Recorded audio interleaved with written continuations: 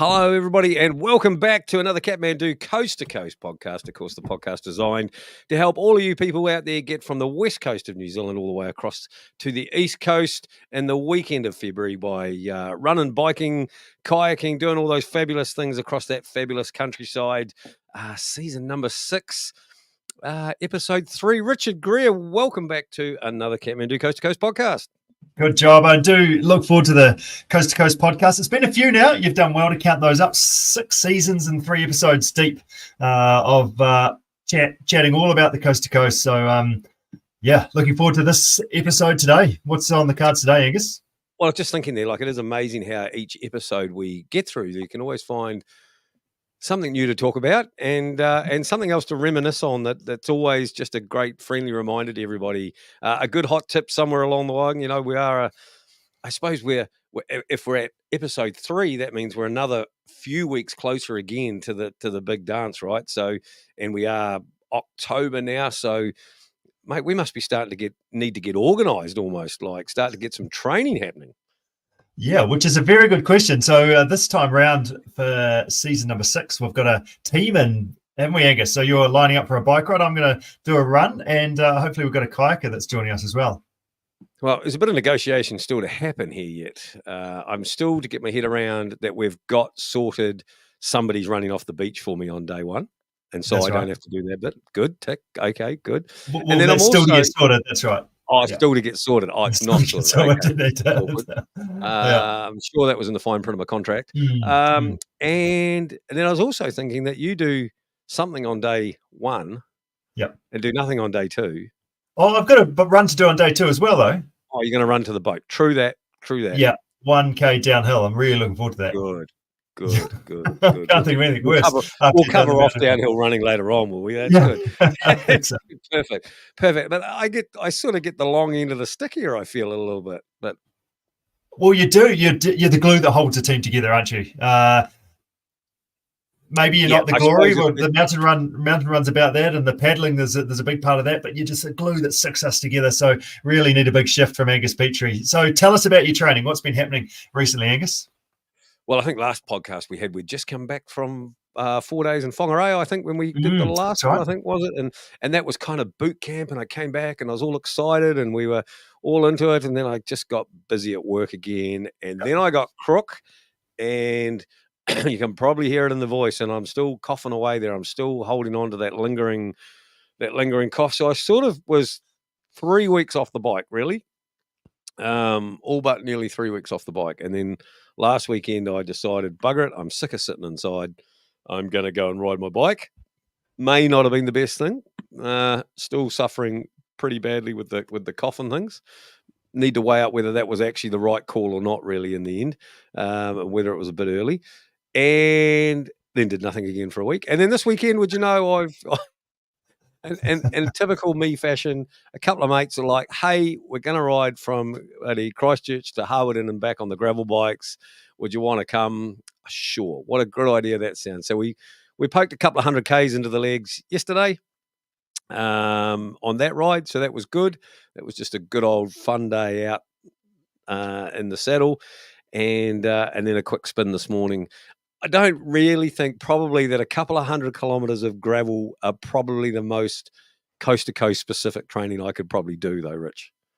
Still good, though, isn't it? Riding your bike. I think the other key thing we need to try and make sure that we do is a bit of recovery and a little bit of training during your week as well. Yeah, well, I'm working on this. Well, actually, look, if we're telling tales here really quickly, I tried to ride my bike one day after work a couple of weeks ago and ended up sort of knocked off just a little bit early. Thought I'll go and ride my bike. I'll make a focus that I need to take some time for me, and I'll go and ride my bike. Rode up on my road bike, going up Dyers Pass Road here in Christchurch. Get to the sign of the Takahi. And there's an old guy waiting to turn right to come back down the hill. Probably got a bit of sunstrike, and as I rode right across the front of him, he just took off and run me over and flattened me into Dyers Pass. And I was like, well, that'll teach me for trying to go and ride my bike after work, won't it? So. Okay, so that's a bad idea. Oh, heck, that's rough. Was the bike okay? the bike was okay, and I was okay-ish, just a few bruises and scrapes and things as you do. So it wasn't all bad. It was pretty slow motion, but just goes to show how quick it can turn custard on you. Yeah. No, that's right. No, we have to look after yourself, and hopefully you get a bike ride in during the week this week, Angus. Yeah. I mean, look, that's the intention. I know we can't do this on probably just a Saturday and Sunday ride, Rich. I've probably got to do something somewhere. But hey, Wednesday night roadies is going to start shortly anyway, isn't it? So a great place for anybody who wants to come and learn to bunch ride for the coast to coast. Wednesday nights in Christchurch from PMH at 6:00. What a cool way to do it. Yeah, 100%. A great place for beginners. And obviously, we've got a big variety of people as well. So if you want to come and push the boundaries a little bit, there's a place there for you as well. So yeah, feel free to come and join us if you're local. If you're not local, make sure that you start hunting out your local group ride, your races, things that are going on. Even if there's events on or races on, generally they have a beginner type option there for you too. So again, cycling is, as you've just shown us, Angus, or explained to us, can be a little bit of, there's a bit of danger there in regards to skin off and things like that, especially when we get into the coast to coast. So do make sure you get on and do some bunch riding, whether it's us or just your local group ride that you can get in touch with. Well, and the other thing there is as you open with, is that the cycling part's kind of the glue that puts the whole event together. So as much as it is just riding your bike and it sounds like the simple task of the whole thing, it's actually one of the most important things that you need to get right along the way. So don't downgrade how important learning to ride your bike and being safe on it is. We say this just about every podcast, Richard. Yeah, 100%. And it means that if you're good on your bike, it means you can run to your potential. It means you can finish the event off well as well. So yeah, super important. And if you get them right, they're really enjoyable and key parts of the event as well. So so that's pretty cool. And the other thing we need to share with you there, Angus, I did hear from Ben Fui, our team kayaker, and it's still booked into his calendar, so he's still coming along. That's good. So how about that? So Ben Fui officially the kayaker of Team CP. How about that? That's a coup. Yeah, that is a coup, Richard. It is pretty good, especially after a couple of weeks worth of emails. I hadn't heard anything from him. I was like, okay. But no, he's back on, so that's good. Have we got a tent site locked in from at Klondike? He's just organising family and what he's going to do there. So, yep, it's sounding positive. Okay. Yep, this is good. This is good. This is an important piece. Now, if I am, like, it is October, mate, and we are probably, me included, should be starting to get all of our ducks in a row and getting ready for probably the most crucial 2 months, 3 months ahead of us, really, in this training block. What about our Training Plus? What about Team CP's Training Plan Plus option? How about that for option out there for people? Yeah, good question, actually. Forgot to talk about this one, but basically the Training Plan Plus is our place where we have a group of people that work together and basically have a what we call it, a Zoom type call once a month, check in, bit of goal setting, some learning, and then a plan to follow. And then basically one key thing with all the people we coach, we get to race day and there's lots of people out there, but they're all just doing their own thing. But with the Training Plan Plus, we've found over the last few years is that there's a group of people that are connected, know each other, have a good understanding of what other people are trying to do as they build through to the coast to coast. So that's one of the awesome things with our Training Plan Plus is that, yes, there's a training plan and yes, there's that coaching support, but yes, there's also others that you can bounce ideas off and have that WhatsApp group to ask questions of, etc., as well as you go. So rather than just doing it by yourself, hey, come and join us and share that journey together. Now, how do I get it? If you just jump on our website, do a book a call button or flick us an email would be the best way to get in touch, and we'll go from there. Are there endless spots? Probably only 5 spots left. So make sure if you are into that, just let us know in the next probably week or 2, and then we can get you up and running. Nice. Copy that. Yep. Sounds good. Right. Let's carry on with our episode here. And backed by popular demand, one of Coast to Coast favourite athletes, winner of 2023. Did I get that right? What are we, 2023? Let me just calculate that back. He's giving me the thumbs up in the background. But one of the guys that we can always rely on that does not keep all the information into his own chest. He's always been willing to share. He's one of Top Sport's kayak coaches and guides down the river. Please, as always, welcome Sam Manson back to the show. Sam, thank you once again for giving up your time. I know we're actually interrupting. That steak and that chicken looked amazing at the barbecue. You've got a heap of people out there and you're giving up some time for everybody. So, mate, appreciate that. Hey guys, yeah, no, it's great to be back. Thanks for having me. It's always good to sort of get in amongst this and see if I can share anything that is going to help people who are doing the coast to coast next year. Yeah, my dinner is getting a bit cold. I didn't manage to finish all of it, so hopefully they haven't eaten it for me. Good weight loss program, mate. Good weight loss program. Trim you up a bit. Have you been out on the river today, Sam? What's been happening? Yeah, so today we had actually a kayak race on the Waimakiriri River. Top Sport organises a race on the final 15 kilometres of the Coast to Coast kayak stage, which we just call the Woodstock section because it starts at Woodstock, but it finishes at the Gorge Bridge, just like the race at Coast to Coast does. And those three of those, they call them the prologue events before they have the classic Waimakiriri race in December, which is the whole kayak stage of the same as Coast to Coast. And yeah, we had a really good turnout. Awesome weather today. We had over 100 people come, all people who are obviously doing the coast to coast pretty much, and a few people who just like kayaking, but most of the people doing the coast to coast. And yeah, nice weather, high flows, a little bit of wind, but the sun was out. It was great. A really important mention there about the classic, because it is, that one and only full length race opportunity that you get to do it in anger, really, with everybody else around you and simulate coast to coast race day, right? Like it's a great opportunity to come over and do their full length. Yeah, I mean, everyone always, not everyone, but a lot of people say, hey, I can do this in my own time for free. And I mean, you could do this the coast to coast probably in your own time for free, but it's just not the same thing. It's pretty awesome doing an organised event. A lot of work goes into it, and it's just an awesome experience to have an event set up so that you can treat yourself like an event, like a race, and push yourself that little bit more than you ever would on your own, but also to experience around other people, which is going to be, of course, similar to the coast to coast. The classic race is a tricky one at the moment because it's so popular. It sells out straight away. So that sold out back in the same day that the entries opened. But if you get your hands on it next year, I think the entries typically open in August, but it sells out within a day. For the prologue races, the final 15 kilometres of the Coast to Coast stage, there's one more of those on the 3rd of November, and there's definitely some spots still available for that one. Yeah, nice work. And that's one thing I really love about those, the classic, but also the prologue races. Like so many times when you paddle the river, you're always looking behind to make sure your mate's okay or checking on each other. It's the one day that you can actually just paddle the river, make your own decisions, and go for it from there. So yeah, well done for putting that race on. And did you get a chance to dip the paddle in the water today, Sam? Were you racing? I finally did. Yes, yeah. So all winter with our winter series, I ended up having to help out with running the race, or just being safety. And so this is the first race that I've actually managed to do this year of our series.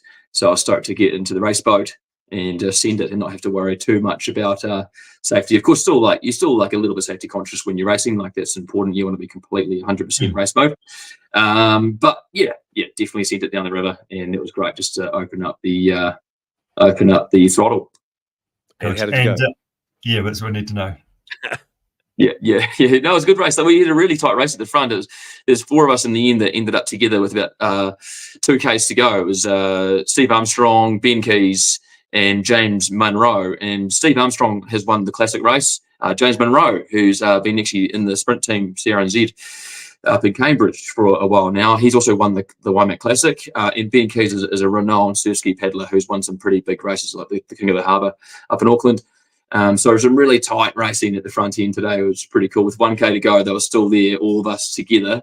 And then the funny thing is that the guys made a funny mistake, just some shallow water, and me and James managed to get ahead. And well, there was no way I was going to outsprint James at the finish line. So he definitely had the win, and I managed to sneak in just behind him. Well done. That's awesome to be mixing it up and ruffling a few feathers there with those big guns in the boat. Yeah, well, the thing is, those guys are all faster than me at kayaking on flat water. They paddle a lot more than me, but I just have worked hard with all my paddling on the river to use the river a lot better. And that's something everyone who is listening can learn from. There's a lot to be gained from river reading and river skills. So much to be gained. Yes, you need to be fit and fast too, but river reading, you're going to gain a lot more out of that. And that's that whole thing about your boat choice as well, isn't it? Like we always talk about, make sure you get a stable boat. Don't get something too skinny. You're more likely to fall out of it, but you're also more likely to put it in better places. So that's the reason why a slower, like a wider boat will generally go well, just because the fact that you can put it in better places in the river, and you can spend some time actually thinking about where you want to go rather than, oh God, I just hope I don't fall out here. Yeah, it's a great way to put it. I mean, people talk about boats being beginner level or slow, and that's the wrong way to look at it. It's a totally wrong way to look at it. Just thinking of a kayak as a vessel that's going to get me through the race in a safe and efficient manner.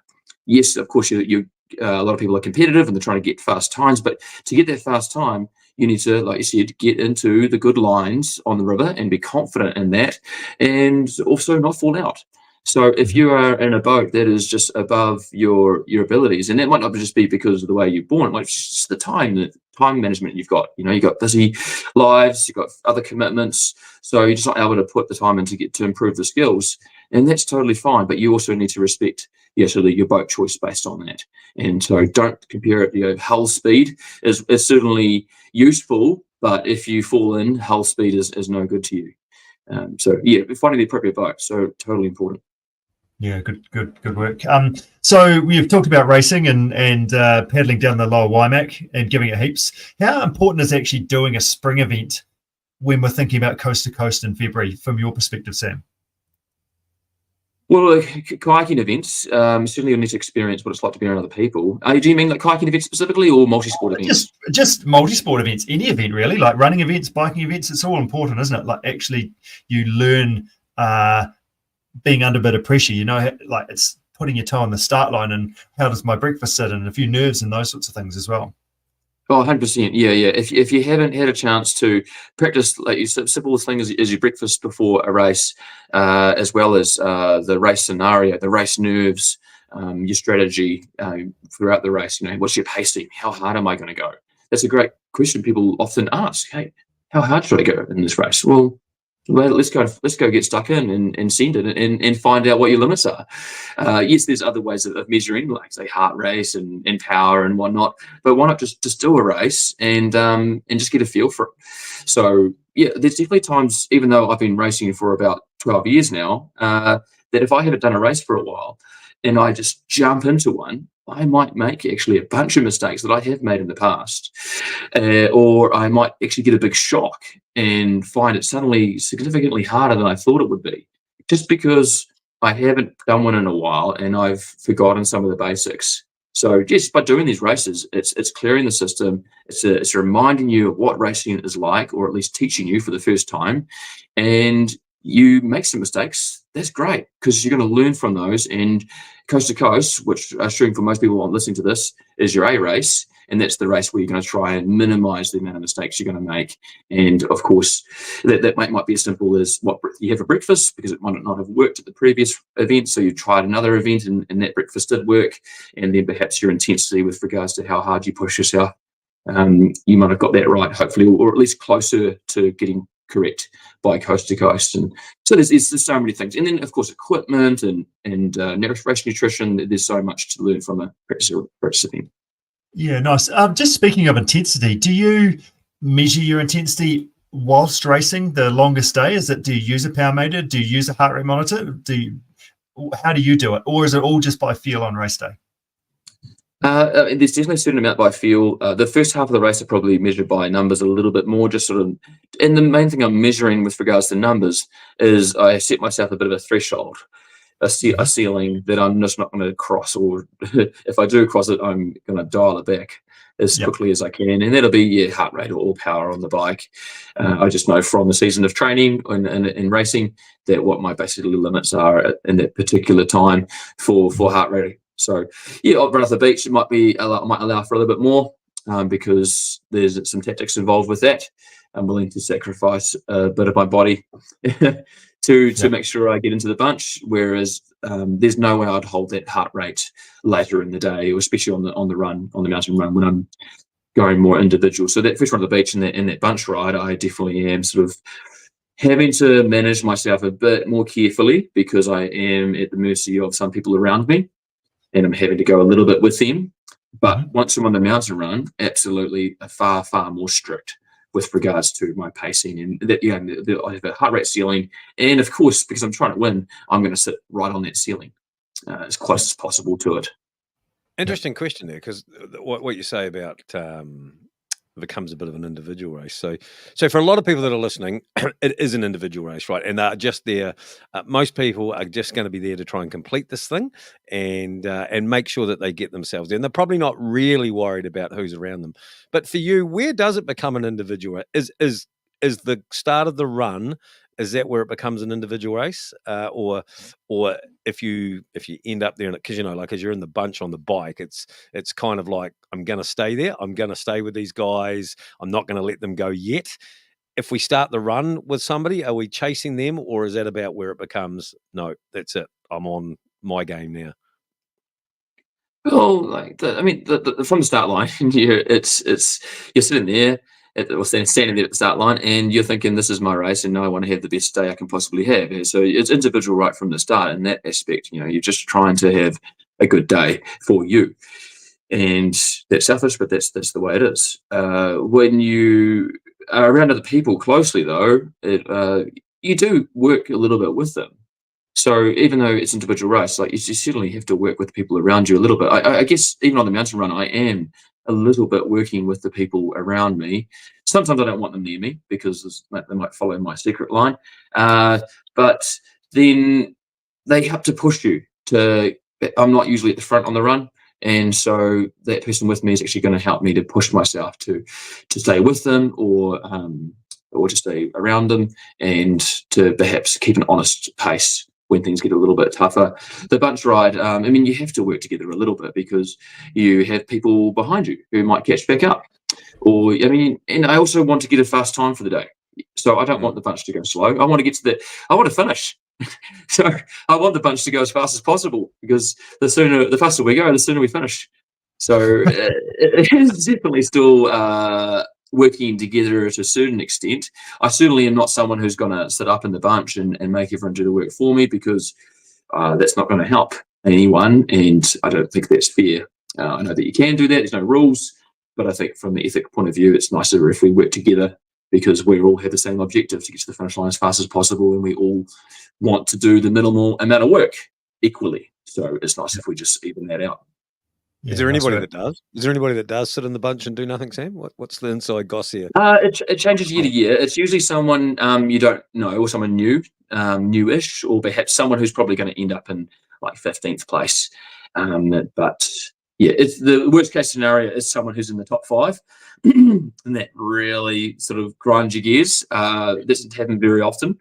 And they'll come through most of the time, every now and then, and you often get someone actually who's in the back who is there because they're actually really hurting and they're just hanging on for dear life, and you can understand that, but you're also thinking, why did you do that? You've got a long way to go, mate. Just drop off, go to the next bunch and ride at a slower speed, because you're actually making our bunch slower because you're kind of getting in the way. Great that you can run that fast off the beach, good on you, but now you've just kind of got in the way of the front of the race. We're just digressing here a bit, but is there, when this happens up the front in the elites, is there a word had, or is there anything said? Does anyone say, hey mate, time for you to go, or you need to do something here, or do we just all sit quiet? It's everyone's relatively polite, really. You do get the odd person to speak up, and I certainly have as well. I made it pretty public 2 years ago. I got quite vocal at the beginning of the bunch ride, just because it was such an enormous bunch, and there was only 5 or 6 of us doing any work. It was like 50 people, and we were only 20 minutes into the ride, and only 6 people were doing work in a bunch of like 50. And I was pretty mad, and I turned my head around in the darkness, pitch black, so I can't really see any faces. I don't know who is actually there, and I yelled out to come and do some work. And little did I know, actually, I'd yelled straight into the face of George Christensen, who yelled back at me, "Don't you dare speak to me like that." George is an absolute legend of the sport. He's won coast to coast, but he's now in like his I think he's in his 50s now. And yeah, it's pretty epic. He actually got in the top 10 only a year or two ago in his 50s, which is pretty incredible. That's awesome. But I was like, oh, sorry, George, I wasn't meaning you. I wasn't meaning you, man. I was meaning everyone behind me. But it was good value. After the race, we had a good chat afterwards and had a bit of banter about it. Yeah, good stuff. Here, Angus was just trying to dig some dirt on that, but I think you've got what you wanted out of that, Angus. Nice one. What a great story. If you want to see some names named, I've named a few names in my on my website and my blog. So I always write a blog after each race. So if you jump on my website, I've definitely named names on there. Well done. You've done, would you say 12 coast to coast now? Is that right, Sam? No, I think it's 11, but 11. One of those, all of them are one-day events, apart from one night at the team. Team event in 2020. So reflecting back on all of those events, how do you reckon your preparation has developed over time, from when you first kicked off through to what you're doing now to get to be your best in February? Yeah, I can't be exactly sure because I just can't remember. But it's nice looking at my own old blogs and sort of learning from them and thinking like, oh, okay, things have changed a wee bit.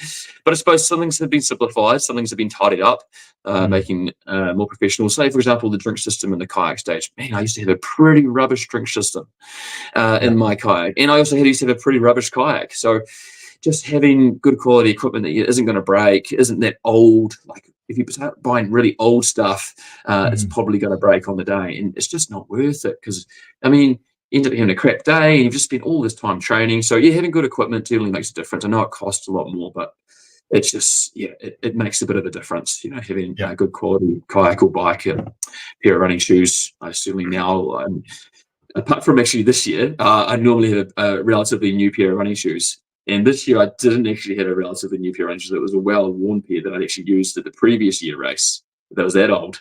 And man, terrible idea. It was just, I felt like an old person with bung knees because of all the rocks and go past. I thought, why did I wear an old pair of shoes? What an idiot. Anyway, were they just feeling fast last year? Well, they won the race last year, so surely was there something in exactly. Yeah, they won the race last year. Yeah. So I sometimes save a pair, like, okay, this is my race pair, but I had still use them a little bit here and there throughout the year. And no, they were a bit squished up, and the foam wasn't really as spongy and cushy as it used to be. Nice. So gear is one thing. Obviously, preparation. I mean, I've got a nice race plan now, and it's really easy for me now just to reuse that race plan and just change the dates and just change whatever other areas, maybe nutrition a little bit on there. But having a good system in place, support crew notes, and nutrition plan certainly makes a bit of a difference as you lead in. And I guess even just having a job list to do the week before, so that you're not stressed as you're leading into the event. And makes it a little bit easier. What about your actual training, though? Like thinking about your November and your December that you're having now compared to what you were. Are you doing the same amount of volume? Are you doing a bit less? Are you doing more specific speed stuff? Like, do you think any of that stuff's changed at all over time?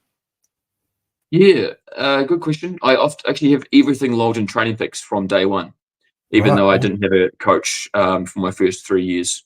Yeah, just because someone advised me to do that. So it's really cool to look back and actually see exactly what my hours used to be and roughly how I used to structure my training when I was coaching myself. And it's actually not all that different. Certainly less hours, but that's because I was working full time my first 3 or 4 years. But now that I have, not necessarily don't at the moment, but often have a bit more flexibility with my hours, just the way that work is. The hours certainly increase, but the body just has a limit. And I know that I can flog myself through a 30-hour week, but is it good quality? Probably not. I'll just end up tired. So, yeah, for me, a good quality training load is around about sort of 18 to 20 hours. And if I can keep that consistent, this is really important. If I can keep it consistent and healthy, then maybe, yes, in about 10 weeks' time, if I can keep maintaining that, maybe I can increase that to, say, 25+ hour weeks. But I have to have had that consistency of a big block already. I certainly just can't jump into a 25-hour week. It will just ruin me. But yeah, the changes are there, but that's mostly because my work has changed as well. So I've had that flexibility as well change. Yeah, nice. So knowing your body over time and knowing what you can cope with and know when it's too much, but obviously knowing that you've got that training behind you, that consistent training, so you can build forward and really put the icing on the cake as you get closer to race day. How do you remain injury free? Is there anything that you do? Obviously, there's a bit of training load that you're trying to balance there, but are there any other things that you try and do to keep yourself in one piece? Well, I'm not always injury free. That's for sure. I don't lead on a little bit. If you follow me closely on social media, I do post up the odd thing if I've got an injury, but usually not a big announcement. And then if you miss that post, then of course you have no idea. But no, I've certainly had my fair share of injuries, but I have worked as hard as I can to prevent them. And that's been a goal of mine since day one. So the day that I decided I was going to commit myself to the coast to coast race, which is kind of where all my multisport started anyway, that day I also decided, I'm going to do whatever I can to not get injured, because in all this training, the last thing I want is to get injured and ruin all that hard work. So I used to do all sorts of things that I knew just from basic PE in high school, and then simple things like just stretching heaps. I would do a really long warm up, and then I would stretch again. I had all these crazy ideas. I'm not saying that that's what I do now, and whether that's the right thing or not, but just being really passionate about injury prevention certainly helped me, I think, for a long time. And I still believe in certainly warming up, of course, and stretching is a big one for me. I know that there are certainly elite athletes that don't stretch, but for me, that's a really, really big one. And I have actually dabbled in quite a bit of yoga in the last couple of years. I have done hardly any yoga this year, but but the concept of stretching really is, for me, has been a big one, and it's helped me a lot. Plus, easing into a session, so spending that first 5 to 10 minutes, maybe even longer sometimes, maybe even half an hour if it's a big session, before increasing the speed to too high. And of course, then there's this thing like just enough sleep and enough food. You've just got to get enough calories in and enough macronutrients in. Yeah, nice work, Sam. Hey, thank you so much for your time today. Love your enthusiasm and your passion for the race, and well done on helping support a whole bunch of paddlers getting out on the river today, and all the best for your build up for your 12th coast to coast. Thanks, guys. I'm not actually doing coast to coast at this point, but we will see. All right, see ya. There's not something you want to. There's not like a secret something going on, or a rumor going around, or anything like that. No. I need to work. I need to earn some money. And when I do coast to coast and I'm trying to win, I actually can't work a hell of a lot. And it's not. I can do a bit, but it's quite dysfunctional, and so it's not very helpful for the business. So I'm going to work. I'm going to commit to work, and if for some reason I arrive to race day super fit, then hey, maybe I'll see if I'm allowed a sneaky entry, which is unlikely. But hey, we'll see what happens. Angus just wants a bike buddy to be able to ride with him. That's what he's shooting for. Oh, I'm still going to keep fit. Yeah, I'll bike with you. On the first ride, on the middle ride, and the final ride. That's what he needs. Oh yeah, I'm available for hire. A substitute. Not a snub. You do grow a good moustache as well, so maybe I could slide him in there somewhere as a substitute. Yeah, the fee for me to help anyone on Coast to Coast Day as a domestique or whatever, or kayak lines down the river, is the same price as the prize money to win. Okay. We'll start a GoFundMe page, Rich. Yeah. It's probably worth it. Yeah, good stuff. No, well done, Sam. Thanks for your time, and we'll catch up soon. Cheers, guys. See ya. Bye. Thanks, Sam. See you, mate. Such a good sport. Such a good sport there. Cool to hear. Just cool to hear sometimes what is going on at the front of the race, and some of those things, in the dark. Yeah. In the dark. Yeah. No, I'm sure there's more stories from more of those athletes that are sort of like what goes on tour stays on tour, right? Yes. Yeah, that potentially couldn't be said. But as you say, like, most people are pretty polite most of the time, kind of thing. But obviously, when people aren't pulling their weight, I was hoping for some names named. I knew you were sort of diving in for that, but didn't quite get that. I reckon we wait for Sam's autobiography. It'll be all released then. That's what I reckon. All the secrets will be all out. He's still listening in the background, and he's smiling away. Hey, so. Yeah, that's right. We better move on. Otherwise, we'll get ourselves into trouble. We might be a cut ourselves. couple of key things from Sam there. One, notes, the guy had been keeping a Training Peaks log from day one when he committed to this, and he's got probably one of the best back catalogs, probably second only to yourself, Rich. I know you're a records man, but probably a key thing for everybody to take there. Every training thing you do, all those things, take a note, write it down, keep it in a book if you need to or whatever. But, how are you feeling on the day? What happened on the day? All of those sort of things. And then each year as you roll around, you've got one, a place to start, and two, you can see what's working, what's not working, right? Yep, 100%. I got another question, actually. And this is going to be awful because this is going to expose Matt Sherwood. Luckily, he's overseas on a cruise somewhere. He won't be listening. Bound to not be listening because he'll figure out that I haven't read the handbook. And people, what do we always say? Read the handbook, read the handbook. Don't forget to read the handbook. Yeah. But where do we start? Like, am I going to get a good bunch, or are we not off the front? Do we go with the start on day one? Well, individuals start first. So they got like 20 minutes on us. And then we start with the teams. And then ideally we've got a kayaker that will do the bike, the first run, and you're standing next to your bike, tag them, and then you're off. It was more about that. What sort of a bunch am I going to be able to find myself? Whatever it is, it needs to be at the front of the race. You just need to pin it and see what happens. See if there's anyone behind you, Angus. Okay. All right. And meantime, I'll read the handbook. See what happens. No, that's right. Hey, I mentioned in Sam's chat, springtime before Christmas, really important to actually stand on the start line and do an event. So if you're lining up for the February Coast to Coast, make sure that you're lining that up. It doesn't have to be a multisport race. They're not all over the place. There's not lots of them. So it could be a running race. It could be a bike race. It could be a kayak race. But do make sure Coast to Coast isn't your first event for a long time, because you would learn stuff out of that, as Sam mentioned as well. So, and then the other thing, just thinking about training, is that springtime, September, October or so, we think about, we want to be training all our disciplines. So if we're doing the individual, we want to be kayaking and biking and running and training, get those, the training to be even across the board. So that's one thing. And then ideally sort of the kayaking as good as your running, etc. So thinking along those lines. And then as we build up in November into December, think your weekends being some blocks of training. So building it to a 2-hour ride and then a 2-hour run. And then the next day doing a 2-hour paddle and a 2-hour ride. So just blocking things together on your weekends. And then by doing that, we're starting to build up to simulating the race from November, December, January. At the moment, September, October, thinking about doing a bit of everything, but then building up into those blocks of training. So just dial that in as you're starting to sort of figure out what your training's up to.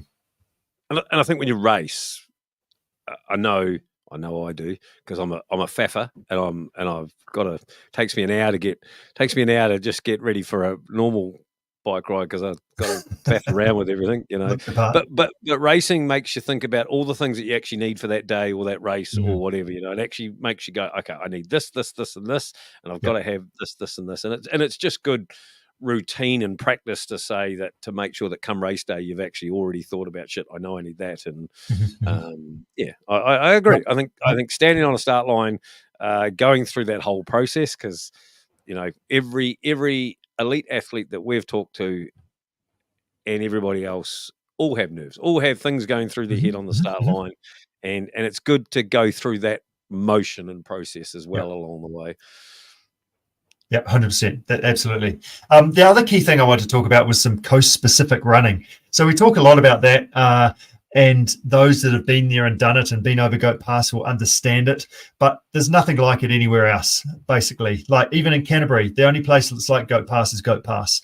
For the rivers, for the small boulders, rocks, to the big boulders, to the downhill running, through the tree roots, to the flat stuff at the end. It's very individualized. But just thinking about some progressions of, okay, well, I've got to do this, and how do I actually dial that in? So thinking about some strength and balance first. So we're going to talk to Brett shortly from Motus Physio, and he might pull some of this apart, but we'll see what he has to say. But strength and balance, thinking about working on running straight lines, so keeping your balance as you're moving in one direction. Then thinking about some step up, so up onto park benches, and then moving laterally, some side to side, cracks in the footpath, so building to that.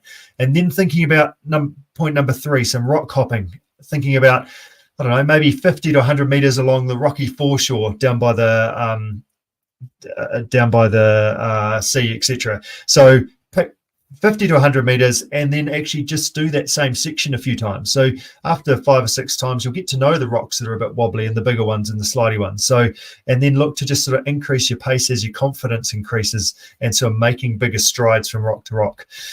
Through to downhill running. It's one thing that that's over the last sort of 5 or 6 years as I've been doing the race as an individual, something I guess I've sort of gone through different ways of thinking about it. So from an ultra running perspective, we often talk about fast feet on the way down. Let's work really quickly, and that's good to save your quads. But the coast to coast is more of a power type run, and it also depends on how fast you're going to do this thing. But one thing I've figured out over the last few years is actually the way to get downhill fast is actually take less steps. So if you can get used to sending a little bit more and actually striding out a little bit more, your feet hit the ground less and actually go faster. But obviously that's a bit of a confidence game, and you've got to build to get there. So we do want to make sure you actually get there in one piece, which Brett will help us with as well, if you do take on some of my tips about taking bigger strides. So what about that, Dan? What about that? Like, are we leaning, I guess something I learned rightly or wrongly is I found that if I actually leaned forward and, like you say, fast feet, committed and sent, but leant forward against trying to retard back, it's actually a whole lot easier on your legs. When we start retarding back and leaning back with our legs out in front of us is where we take a lot of the impact into the quads and things. Well, it's a little bit due to how steep the thing is that will affect it as well. But even as you say that, like if you're thinking about leaning back, that sort of almost means more fast feet, doesn't it? If you're leaning forward, that almost means sort of longer strides as you're running downhill as well. So it's a confidence game, and you've got to find your limit and your level of how you're going to do things. But a way to train that is actually doing some coast specific hill reps. Like find a gnarly piece of uphill that there's some, like you might have to go all fours to climb up it, and just do some hill reps like that. And you might have to slide down on your bum back down again. There are bits that you have to slide down on your bum in the mountain run, and then maybe doing like some 45-second up the hill as hard as you can, recover easy on the down, sort of 5 of those, but then swap it around. So actually cruise on the uphill, but then go fast on the down, on the steep rocky downhill type stuff. So actually practicing the down as an actual thing, opposed to, this is the way I get downhill once I'm tired at the end of my long run kind of thing. Actually do some short, sharp stuff while I'm fresh is a really good way to think about it as well. What about steers, like a long section of steers and running those downhill fast? I love steers. Steers are so good. There's a section up the back of PMH there that really hurt. They're about a minute long if I'm sort of running them fast and uphill, but then on the down, that whole concentrating bit and that particular section of steers are slightly sloping, and they've got short ones and long ones in there as well. So you've really got to concentrate in terms of getting that footfall happening right, and then say, am I taking 2 at once and then just 1 at once? And so all that good hand-eye coordination stuff is awesome. We just want to make sure that you keep some skin on your knees as well. So careful as you go. And your ankles in the right place. And speaking about having your ankles in your right places and trying to keep skin on the knees. Brett, come on down, Brett Warman. Oh, maybe. Hang on. There we go. Let me push that button, Brett. There you go, mate. Welcome. Hello. Welcome to the Kathmandu Coast to Coast, mate. Lovely. Thanks. Fantastic to be here. Great listening to Sam and yourself for the last 40 minutes or so. It's been good. Yeah, so you're sitting on the West Coast, Brett, and dealing with some West Coast Wi-Fi, which I think we're going to go pretty well with, but currently enjoying a bit of West Coast sunshine. Is that correct? Yeah. We had sunshine for the first 2 days. It was a proper West Coast today, pouring with rain. I'm in Punakaiki with the family. Yep. My wife's just walked the Paparoa, came off it today, and I biked the kids up it yesterday to almost the first hut. My youngest is only 8, so we did pretty well. Yeah, well done, well done. So you're a lead physiotherapist at Motus Physio, who are a key partner of the Kathmandu Coast to Coast. Help do some strapping, help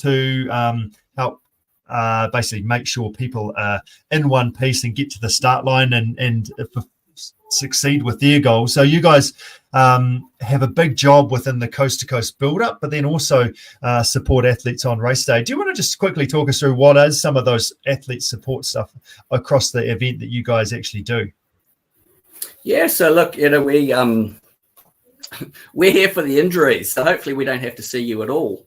Is the outcome. But obviously, for us, it's we've got physiotherapy, podiatry, we can access nutrition. We've got sports doctors right beside us, all working with us as well. So anything that goes wrong or awry on the way to the coast, that's what we're here for, to hopefully keep you going. I think one of the big things is, particularly as you're getting closer to the event, you don't want to be told to not do something. So it's about what can I do and what do I need to avoid just for a short period of time to allow my body to recover, to get myself going again. And then obviously on the day before the coast, you'll find us there. There's normally 3 of us there strapping ankles. We do 300 to 400 ankles that day. And my thumbs normally have blisters on them by the end of that day. That's epic. Let's talk about strapping. Is it actually something that all mountain running athletes should do? Is it something that we're lining up? Obviously, I mean, I know the first time I turned up for the Coast to Coast, the strapping was happening. I was like, oh, should I do that? Maybe I should. It feels like everyone else is doing it. I probably should do it as well. Is that? Yeah, tell us about strapping. Ankle strapping. Look, ankle strapping is really good. Particularly if you had a recent injury, if you've rolled your ankle recently, if you've had, people with fractured ankles. So ankle strapping works. It is a really good thing. I guess my one thing I would always say, if you're going to strap for the Coast to Coast, you should have trialed it beforehand. That's probably my one pick. Some people are allergic to tape. Some people, the tape will rub and give you a blister. It's just about making sure that you feel comfortable with the tape on and that the strapping works for you. But as far, is it a good or a bad thing? I talk about it as a little bit of an insurance policy. Is it going to, those slight stumbles, it's definitely going to kick in. The part of how it works is it actually pulls on your skin and it tells your muscles to turn on stronger. So, look, I'm there to strap. Absolutely. I love it. But as I said, if you are going to do it, trial it first. Go see your local physio. Worst case, get on YouTube, figure out how to strap an ankle. But trial it first. Yeah, it's a real confidence thing, isn't it? To act, it does give you confidence if you've got some strapping on your ankles to say that, I can run over these rocks and I can move confidently across this terrain rather than second guessing yourself. So at the very least, it gives you that. So I think it's absolutely.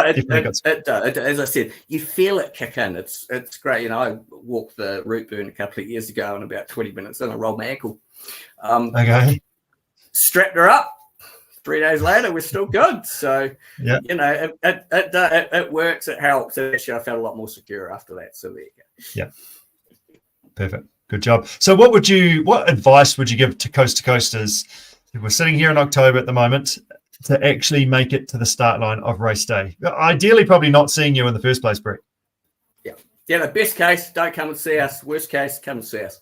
But look, the biggest, and you guys have been talking about it for the last 40 minutes, training load. Most of the injuries we're going to see coming out of kind of endurance racing is overload injuries. All right. Yep. You get your sprained ankles and because you roll your ankle on a rock or you fall off your bike or you fall out of your kayak. So you do get those acute injuries. Some of those, they're accidents. You can control them, but you can't get rid of them. The thing we see that you can control are those overload, and it's normally the tendon. So your Achilles tendon at the back of your heel, your patella tendon in the front of your knee. You guys were talking about downhill running just before. It's the patella tendon in the front of the knee that tends to take a lot of that load, and that's the thing that's going to get really sore. So the things you want to be doing around that, and what we know about tendons love load. So, people talk, but for me, if there was one thing I'd add to a training regime, it's actually 1 to 2 strength sessions a week. And if that can be in a gym, I would do it. If it can't, there's some cool stuff you can do at home as well. But for me, look, when you're in probably, from now on, you're going to get one. And I go like 30 to 40 minutes max. Doesn't have to be long. It can be 20 to 30 minutes. Just get clever. But that quite heavy loading, and I'm talking about squats if you can do them with load, but single leg squats if you can't at home. Single leg calf raises. If you're doing some of those simple things, and then you started to talk about practicing some drops. So practicing, just dropping off a step onto one leg and controlling it.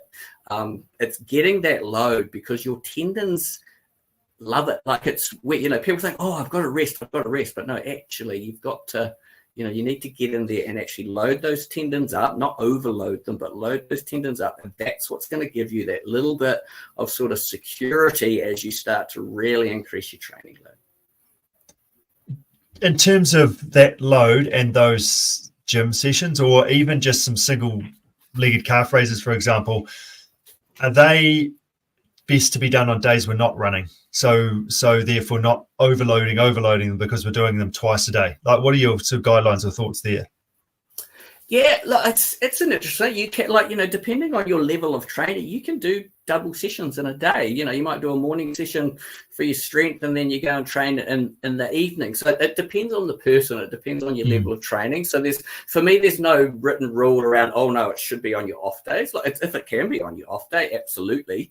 But if we're doing those sort of quite short bursts, so that 20 to 30 minutes, you shouldn't be completely fatiguing out the muscle, so you should get quite fast recovery. What we're trying to do is not necessarily build pure strength in you. We're trying to add a stimulus to those tendons that get sore. And if we can do that, you can actually recover and go again. You don't want to do those strength sessions too often. So a lot of the research around the tendons says about once every 3 days. If you're specifically talking about kind of what's the perfect load for the tendons, so your knee and your Achilles. So you go, well, actually, that's only once or twice a week, so I can cope with that and put everything else around it. Mm-hmm. Yeah, good stuff. In terms of, I guess, just in terms of the balance in regards to, in terms of that downhill running, in terms of balance, there's an element to that in anything that we do, both in the kayak and running, etc. So what about that? How do we train that stuff? Because that's obviously really key as well. Look, specificity is the main thing. So what you were talking about, actually getting out and practicing it. Like we can, you can make things up. We can get you hopping in lines, and, we can get you hopping, cross hopping, as you said, doing lateral movements. But to tell you the truth, the best thing you can do is go and practice. Find where you can run downhill. Find where you can rock hop. Find where you can go up, do your hill repeats. It's that specific, because I always think about anything you're going to do in the gym, you're setting yourself, you're just topping up the tank to be able to go and do the stuff you actually need to really be able to do. So, for me, it is still about exactly what you're talking about. Get out there and do it. Yeah, that's great advice. That's awesome. What about technique? That's a big part of it as well. Like before we come on, we talked about wrists in regards to kayaking. We talked about patellar tendons, and that could also be a part of from a bike setup perspective. What about technique? Where does that come in, and what support would you give athletes in regards to technique? Yeah, look, so I know you guys were talking about downhill running before, and is it forward, is it backwards? Yeah. I don't know. You can probably talk to a million people. I like to hit on my heel. I feel safer hitting on my heel running downhill. Yep. But we normally go, you want to be relatively over the top of your feet, all right? So you don't want your feet out the back, and you don't want your feet too far out the front. As soon as you get outside of those two areas, you haven't quite got balance, and that's where you're gonna get into trouble. So when we look at running, we're trying to get heel strike or foot strike, because not everyone heel strikes, underneath your body. On running downhill, it might get slightly out in front of you, just because you're going to be going forwards quickly. Yeah.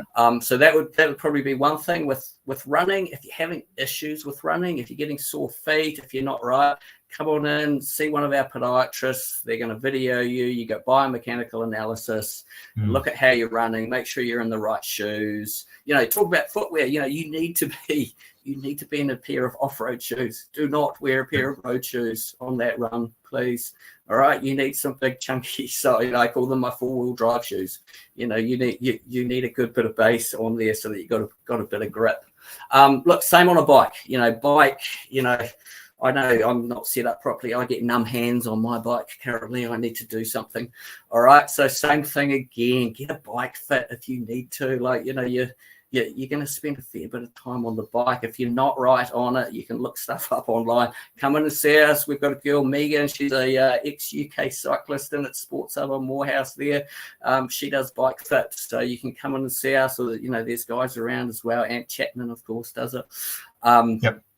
And then kayak, again, go see the guy. Look, I come from a whitewater background, but about 3-4 years ago, I jumped in a race boat. Oh my God, I actually gave myself tennis elbow. There you go. Because whitewater boats are really wide and really stable, and it was really easy. And then I jumped in a race boat, and it's not even a really, really fast one. And I was all over the place, and I was working so hard that after my first session on the, I was out for, I don't know, 3 or 4 hours, we were playing around, and I'd blown my wrists. But that's technique. That's getting used to being in your boat, right? Yeah. I got used to being in the boat. I got stable in the boat. I didn't have it again. But after that first session, I had to go see the hand therapist at work, and I got a little brace to wear for a while because I'd ruined myself, and I class myself as a kayaker, but it's whitewater kayaking into race boats. It's quite a different thing. So again, there's that technique. But and look, the guys, shoulders and that. If you're talking kayaking, little fast arms here. It's learn the technique, get your back involved, bigger, slower stroke, longer strokes, using the big muscles, not trying to use the little muscles. Good job. Hey, Brett, that's awesome. Specificity, I think you mentioned that just before in regards to the type of paddling you're doing. But any sort of parting comments, any sort of final things, words of advice for those that are turning up to the start line of the Kathmandu Coast to Coast in 2025?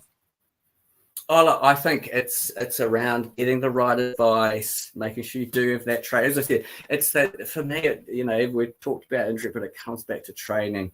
And I go, there's for me, there's two things. You're either, if you're going to get injured, you're either undertrained and you're trying to peak too much. So your body hates massive peaks, like going for a 220K bike ride when you haven't done much, but sometimes you get away with it. So that's all right. Your body hates peaks. Get yourself trained. And then the flip of it is the overtraining as well. So just training too much. So I go find the right level of training that you can actually commit to. And then, I would rather be slightly undertrained but injury free when I got there than push it and turn up injured. That's perfectly said. I think Angus went a little bit red there when you sort of called him out on his 220K bike. Yeah, now look, I'm not buddy race fit, that's for sure. I'm not super unfit. And there's a little bit of muscle memory goes on along the way, and nice. and a little bit of head that knows. We knew it was going to be a big day yesterday, a couple of 100 Ks ahead of us, and there was no stupid stuff done. Yeah. I do it all the time too, but in my professional life, I go, you shouldn't do that, guys. But the problem is somebody has a great idea. It sounds like a great idea, and I hate to miss out on things like that. And so I'm just in. Like if you dangle that carrot, I'm in. Yeah, I'm with you. Don't worry. But then you pay for it for a few days, but that's all right. That's right. Angus has taken the advice, though, Brett, I'm sure. Yeah, it's taking it in. Well done, Brett. Hey, thank you so much for your time and enthusiasm. I love your work. Keep up the great work and helping a whole bunch of coast to coasters make it to the start line. Motus Physio, make sure you check them out, and they will make that. Obviously, they know what coast to coast is about. I guess that's the key thing. So understands what your challenges are, what you're going to be up against. So go and check out Brett and the team, and they'll make sure you get to the start line in one piece with a smile on your face. Cool. Thanks, guys. Well done. Thanks, Brett. Cheers, Brett. Cheers, mate. Cheers. Yeah. You're right. Specificity and trying to find. There's nothing better, as we say. There's nothing better than actually being able to run the course. Especially, we talk specificity. We talk mostly Goat Pass and the Waimakiriri River, right? Yeah. There's some lucky people that do live around here and that can get it. But let's break it down and specificity being. I need to learn to run downhill, just like we talked about before, about finding a set of stairs or a set of something. Just search your neighborhood, your local park, your local something or other, and it may only be a short section of something that you find, but I'm sure you can find something that you can just repeat over and over, and then the brain will start to just do all of those things. As it sees an obstacle, it just starts to naturally point it. I mean, that's actually probably something we didn't really talk about there either, as we're talking about where our feet are and things, but we didn't probably talk about where our eyesight is either, Richard, when we're downhill as well. You know, we know if you're running and looking at your feet, then you're probably going to trip. You're probably going to hit the rock. No different to when you're mountain biking and things. If you're looking at the front wheel, then you're bound to run into that rock and not actually ride over it. So another important part, like looking ahead. Yeah, 100%. Look ahead, look up, plan your route. Don't be scared. It's okay to look down, like that's fine. But as you say, try not to look right at your feet. It's amazing what your peripheral vision will do. And I bang on. I've probably talked about this lots before, but a cap. Take your visor off. If you've got a visor on, all of a sudden it takes that peripheral vision out. So I have to look up more. So that changes. Like I can't see as much. So especially when we're running, it's completely fine if you're running on the road because you don't have to look down quite so much. But if you've got your visor on, take it off, turn it backwards, it look faster, and then you're able to see more, use that peripheral vision to help pick your line and figure out what's underneath you and hopefully get down in one piece. And whether you're new to the game or been doing it a wee while, or whether you're an expert, technique is something you can never have enough of, and getting that right technique. You know, if we don't have good technique on the bike, in the boat, or on the run, we tend to create, that's when injuries are created, right? And we tend to create a stress on parts of the body that doesn't actually need to happen because we're not got the right bike fit, or we're not got a nice running technique, or whatever, So getting some help with some technique and finding some people that can just go, hey, on our bike ride, actually, we had 9 hours to think about life on Saturday and talk amongst ourselves. And one of our guys is quite toe heavy on the bike, and so I watched for I might have watched for an hour or 2 or 3, before I was like, this is getting the better of me. We're going to talk about this, son. And got him to drop his heel and ride full circles and all those sort of things, and it's just that technique that just needs fine tuning sometimes. 100%. Kayaking is a great example of technique. It's not something we grow up doing. We've got to learn that technique. A lot of people out there will be more than willing to give you a couple of quick tips on how can I improve my technique. So just ask. There's, as I say, so keep working on that. That's going to help you from an injury perspective, and also going to make you more efficient as well, to be able to have more of a smile on your face as you go. So fantastic. Lots of great ideas. Specificity, training load. And make sure that you're enjoying your training and building up to go and have a good crack at race day. Keep some notes about everything that you're doing. Build that log, build that Bible for the years to come. Don't forget to read the handbook. That's right. Handbook.